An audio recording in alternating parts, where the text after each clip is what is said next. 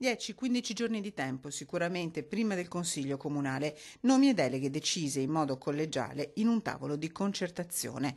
Lavora senza sosta per comporre la sua squadra di governo Luigi Brugnaro, 48 ore da sindaco di Venezia e una proclamazione arrivata alle 17 di martedì pomeriggio.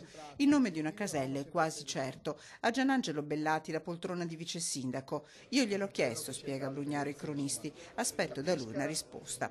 Il segretario di Unioncamere del Veneto, candidato al primo turno per la Lega Nord, le sue condizioni di fatto le ha già poste. Io ricordo che noi abbiamo il nostro documento cofirmato con noi, Lega, Civiche, Lega e Brugnaro, dove ci sono 7-8 punti che sono la base per la rivoluzione, no? Quindi ci sono dei punti fondamentali che noi faremo rispettare.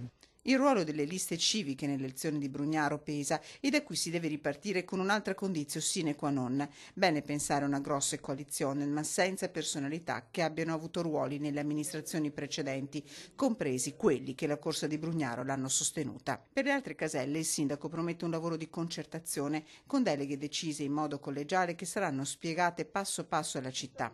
Alcune novità le ha già pensate, come far coincidere il problema di quelle che definisce debolezze con il progresso, un disegno in cui saranno impiegati anche facilitatori. Confermata l'apertura a un renziano del Partito Democratico con i paletti messi dagli alleati, tra i nomi potrebbero figurare il leadership di preferenze nella civica del sindaco, il giovane Simone Venturini, già consigliere comunale UDC, Francesca Zaccariotto e Renato Boraso. Novità anche per la macchina comunale, a partire dal direttore generale, un tecnico, spiega Brugnaro, che sarà diretta espressione del sindaco.